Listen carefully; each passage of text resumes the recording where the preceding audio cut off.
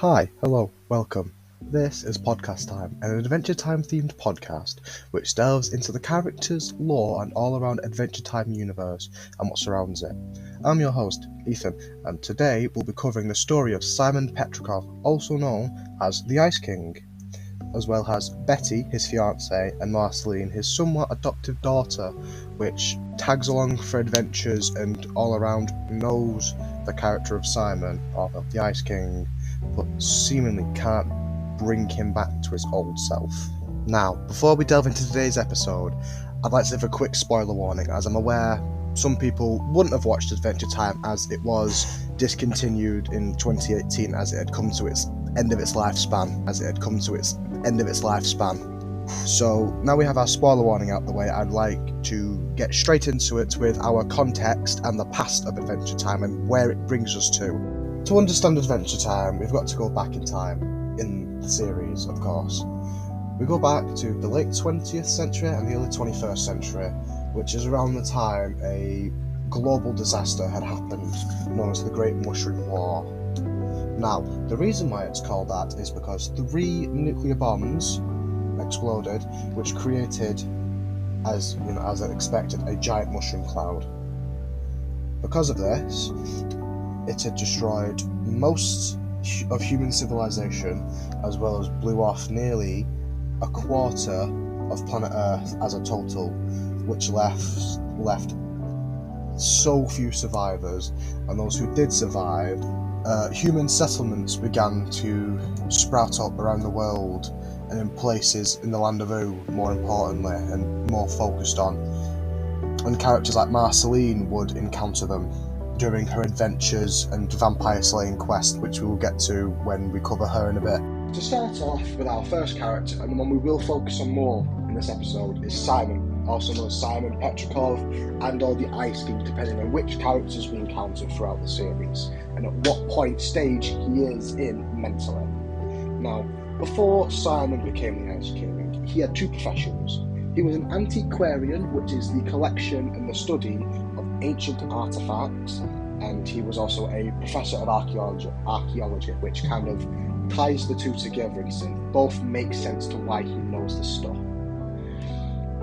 After he had bought the Ice Crown off a fisherman, he tried it on as a laugh and a joke, and slowly but surely began to see the effects and the visions and all the bad things that involve the Ice Crown. And when putting to a contrast of Simon before the Ice Crown and Simon after the Ice Crown, we can see the massive effect it has had on him, his body, his relationships, and more importantly, his mind.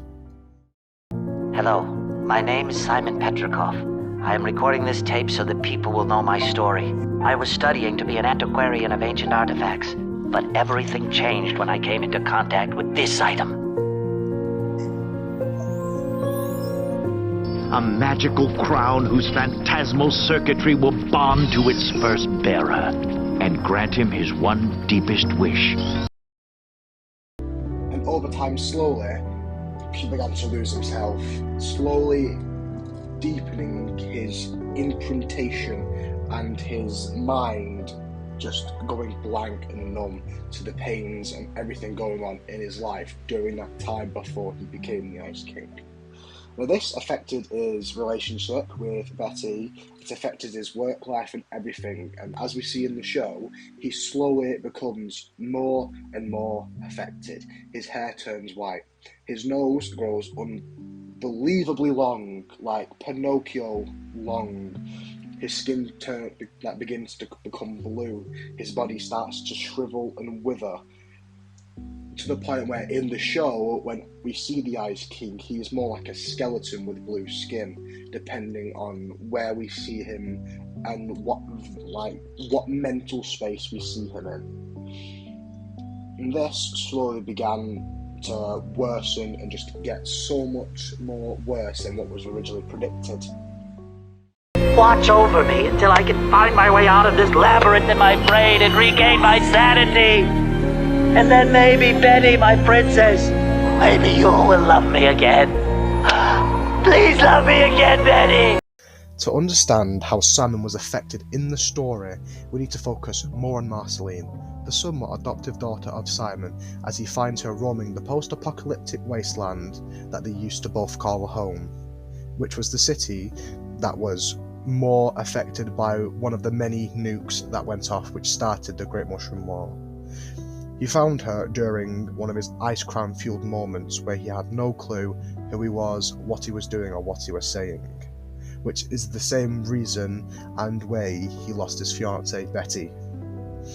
Once Simon realised the state Marceline was in, being an inconsolable mess of a poor child who had lost both parents due to the war and illnesses, he promptly gave her a stuffed animal, which she named Hambo, of course. This plays an important role later on in the show, but for the moment, it doesn't. And this was the start of their almost 1,000-year-old bond through both of Simon's two different personalities and Marceline's journey to how she becomes the way she is when we first see her in episode 1. After the effects and the catastrophe of the Great Mushroom War, Marceline was left stranded and alone as a child, soon to be somewhat adopted by and raised by Simon. And throughout this time, and throughout Simon's struggle and fight with the Ice Crown, Marceline ends up going her own separate ways once she's old enough, which leads her across what is the Land of Oo, as it is known within the Adventure Time story, and she travels around trying to find human settlers and camps where they can all live and where they live together. Soon after this, she begins to kill vampires, as for some reason vampires are a thing in this show. But she possesses the strange ability to kill a vampire and absorb their essence, gaining said abilities. This is shown within the miniseries Stakes, where Marceline loses her vampiric abilities and ends up having to slaughter a bunch of vampires to obtain them all again to become who she is. And the reason why she lasts so long is because during her vampire slaying quests, she became immortal due to the essence of one of many vampires she had slain. Now, on to our next character, Betty. She is the fiancée to Simon and will eventually, at the near end of the story of Adventure Time, become a more vital role and play a more vital role in Simon's ability to fight the Crown and its overwhelming presence it has on Simon's mind, body, and the people around him.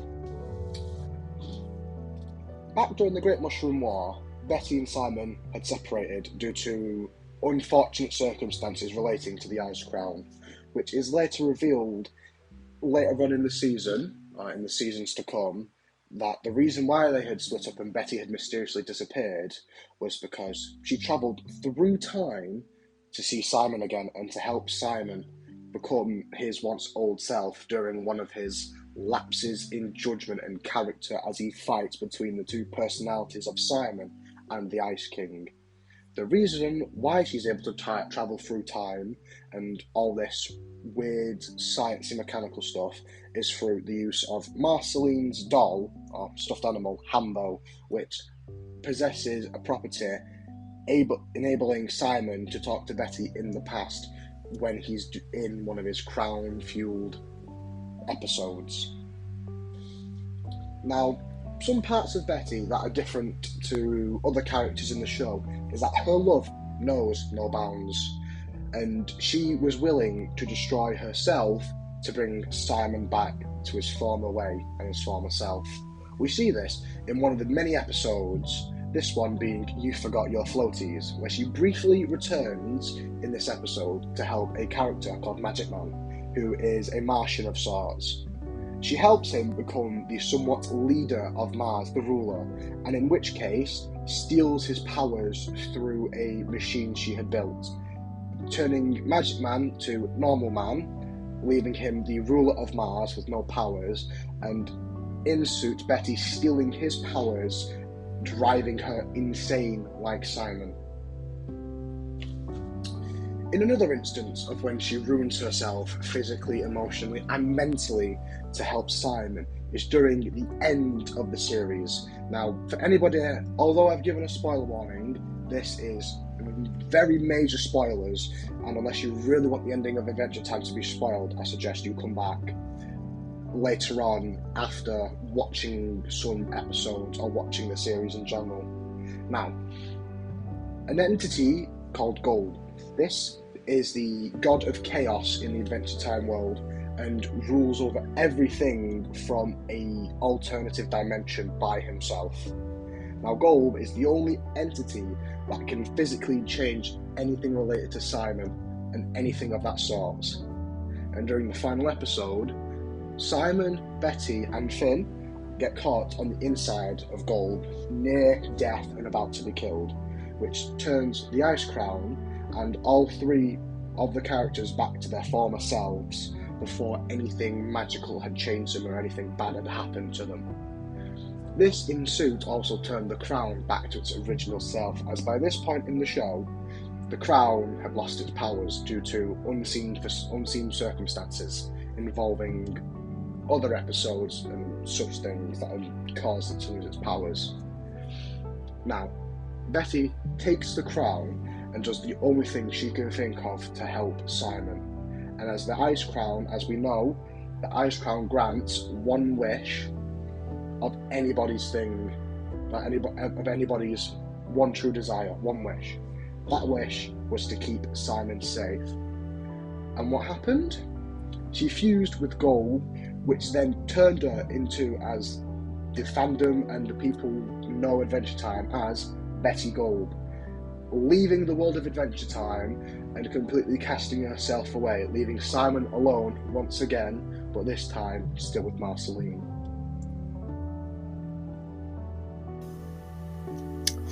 Now then, since we've covered each character briefly and talked about some of the events in Adventure Time, we're going to move back to Simon again, simply because this is the main focus of the episode. And we're going to talk about some of the things that he did due to the curse of the Ice Crown and his loss of, the loss of his sanity and such.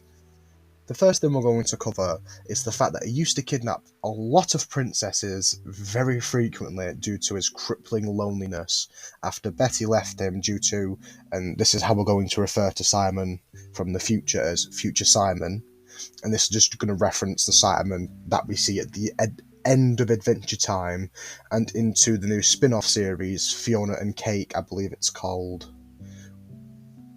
You know, Simon, I used to bust your balls about those old stories, but I really came around to them. Now, the spin-off series, Fiona and Cake, is actually a fan fiction of sorts which Simon had originally made during his 1,000 years with the Ice Crown.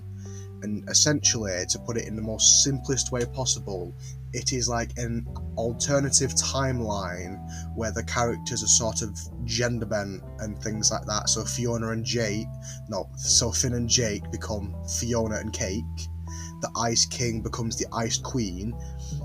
You know, Marceline becomes a dude and other things like that. And it's sort of like that, following similar parallels, but differences such as how they're all gender bent, or most of them are, and things like that. And certain characters are good rather than evil, and evil rather than good, as they are seen in the normal timeline.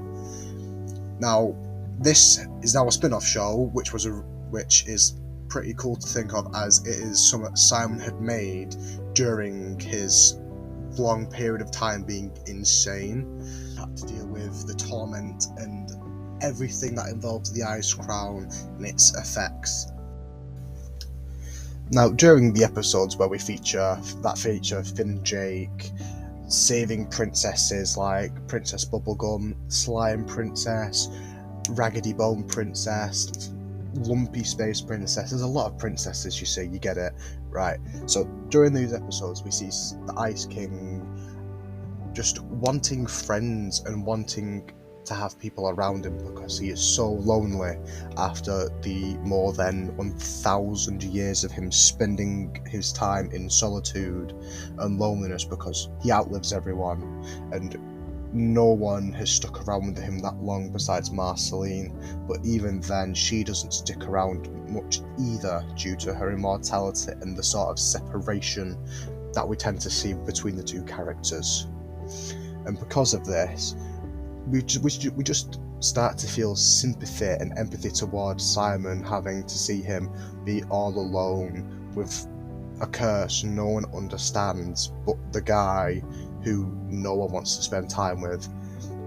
And this is how it is for most of the show, up until later on in the series, where characters like Marceline and Princess Bubblegum and other characters begin to understand Simon and realise why he is the way he is, when he sort of has like mental blocks and breaks between each time of his ice crown lets up, and certain times where his powers fail him or someone steals his crown, things like that, which is kind of when we see the real Simon come back out before he's quickly disappears again when the ice crown's returned. And besides from his random behaviour of stealing princesses and coming up with alternative universes to deal with his ever-longing loneliness, Simon does a plethora of other things that just add to the weirdness and the mystery of his character in general. Now, during two miniseries known as Stakes and Elementals, we see Simon is very handy at times. Now, one thing being, in Stakes, we see that Simon is so insane and just has no clue what's going on that he has become completely immune to being hypnotized, as one of the vampire's abilities is hypnotization, and it just doesn't work on him because he's that odd, and he's such an oddball due to his crown and everything that he's gone through. It just doesn't work, and it confuses the hell out of people to why. And it also is shown during the Elemental series, where we meet a character known as Patient Saint Pym, and how Simon's so easy to manipulate, to just do your own bidding, and how desperate he is for attention and love that he mistakes any sort of woman as a girlfriend or a date, which kind of shows how easy it is for Simon to be manipulated and how easy it is for Simon to be mistaken as a bad guy when really all he wants is company. And this is why he's created such weird habits and such weird coping mechanisms, such as having to make his show like this alternative timeline, as we've seen, having to kidnap people just so he can have friends. And it is such a weird way of dealing with these coping with these people and the way they treat Simon that no one really begins to see how he is until the show itself actually delves deeper into the Ice Crown itself. If any of you Adventure Time lovers enjoyed this episode, please consider subscribing to be notified when another episode is released, as this is my first episode, and depending on whether feedback might be considered, creating another one on a different topic surrounding the lore of Adventure Time, or maybe even cover some other characters who show similar character development or completely different character development as Simon does within the show. So once again, thank you for taking the time out of your day to listen to this episode, as I'm quite passionate about cartoons like Adventure Time and others which have been featured on the Cartoon Network channel. If this episode has any good feedback and reviews, I'd like to make another one, as I've had quite a lot of fun recording and editing and doing the whole process of creating a podcast. So I will see you in another episode if there is another one, and goodbye. Come along with me, and the butterflies and bees. We can wander through the forest and do so as we please. Come along with me to a cliff under a tree, where we can gaze upon the water as it never